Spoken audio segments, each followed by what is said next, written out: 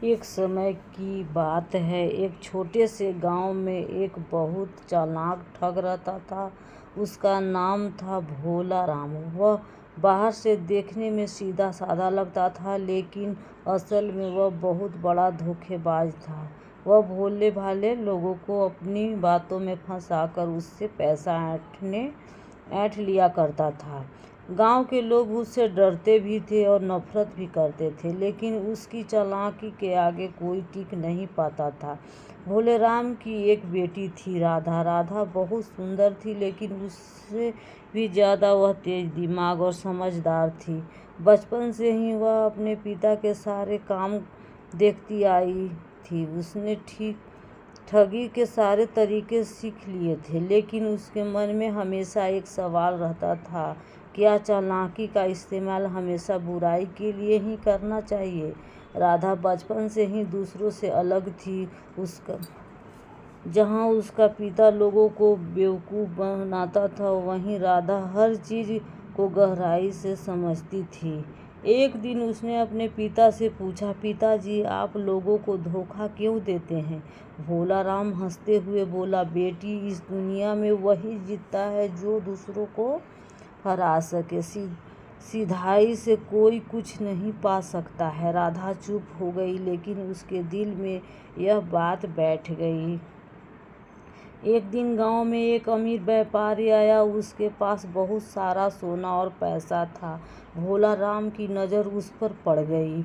उसने राधा से कहा, आज मैं तुम्हें असली चालाकी सिखाऊंगा। दोनों ने मिलकर एक योजना बनाई। भोला राम ने व्यापारी से दोस्ती की और उसे अपने घर खाने पर बुलाया।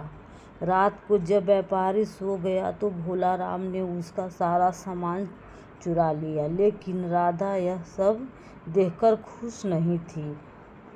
अगली सुबह व्यापारी बहुत परेशान हो गया। वह रोने लगा। राधा उसकी हालत देखी नहीं गई। उसने सोचा, अगर मैं भी पिताजी की तरह बन गई तो दुनिया में कोई अच्छा नहीं बचेगा।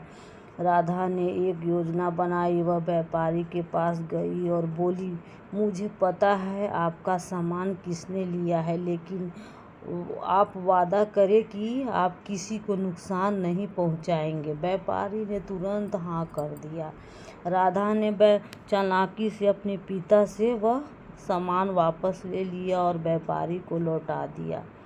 व्यापारी राधा की ईमानदारी और समझदारी से बहुत प्रभावित हुआ। उसने कहा, तुम अपने पिता से कई ज़्यादा समझदार हो।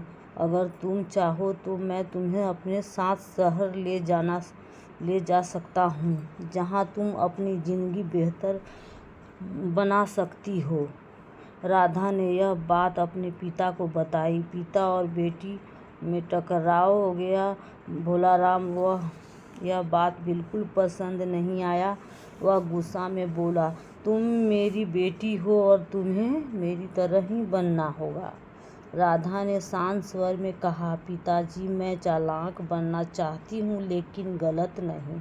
भोला राम हंस पड़ा। दुनिया में सही और गलत कुछ नहीं होता, सिर्फ फायदा होता है। राधा ने कहा, नहीं पिताजी, सही रास्ता हमेशा देर से ही लेकिन जीतता जरूर है। राधा ने गांव छोड़ने का फैसला ले लिया। वह व्यापारी के साथ शहर चली गई। शहर में उसने अपनी बुद्धि और समझदारी के काम करना शुरू की। वह लोगों की मदद करने लगी और अपनी चालाकी का इस्तेमाल अच्छे कामों में करने लगी। धीरे धीरे उसकी पहचान बनने लगी। एक दिन शहर में एक बड़ा झगड़ा हुआ। दो व्यापारियों के बीच बहुत बड़ा विवाद था। कोई भी उसे सुलझा नहीं पा रहा था। राधा वहां पहुंची और उसने दोनों की बात ध्यान से सुनी। उसने अपनी समझदारी से ऐसा हल निकाला कि दोनों व्यापारी खुश हो गए। लोगों ने उसकी बहुत तारीफ की। धीरे धीरे राधा पूरे शहर में मशहूर होने लगी। उससे समझदार राधा कहने लगे। अब वह ठगी नहीं करती थी, बल्कि लोगों की समस्याएं सुलझाती थी। उसकी बुद्धि और समाज के काम आ रही थी। इधर गांव में भोले राम की हालत खराब होने लगी। अब लोग उसकी चालाकी को समझने लगे थे। कोई भी उसकी बात में नहीं आता था। वह अकेला और परेशान हो गया। एक दिन भोलेराम शहर पहुंचा। आपने देखा कि उसकी बेटी अब बहुत सम्मानित हो चुकी है। वह राधा के पास गया। राधा ने अपने पिता को देख और तुरंत उसके पास दौड़ी। पिताजी! भोलाराम की आंखों में आंसू आ गया। भोलाराम बोला, बेटी तुम सही थी। गलत रास्ते कभी लंबे समय तक साथ नहीं देता है। राधा मुस्कुराई। पिताजी अभी भी देर नहीं हुई है। राधा ने अपने पिता को अपने साथ रखा और उसे सही रास्ते पर चलना सिखाया। भोलाराम ने ठगी छोड़ दी और ईमानदारी से काम करना शुरू किया। धीरे धीरे उसकी भी जिंदगी बदल गई। लोग उसे अब सम्मान देने लगे। राधा ने अपनी बुद्धि का इस्तेमाल सही रास्ते पर किया और अपने पिता को भी बदल दिया। उसने साबित कर दिया कि चालाकी बुरी नहीं होती है, उसका इस्तेमाल कैसे किया जाता है यह महत्वपूर्ण होता है। तो दोस्तों, इस कहानी से हमें यह सीख मिलती है कि बुद्धि और चालाकी सबसे बड़ी ताकत है। गलत रास्ता हमेशा नुकसान देता है। सही रास्ता कठिन जरूर होता है, लेकिन अंत में जीत उसी की होती है। इंसान कभी भी बदल सकता है। तो थैंक यू। अगर यह अच्छा लगे तो लाइक सब्सक्राइब कीजिए। Thank you.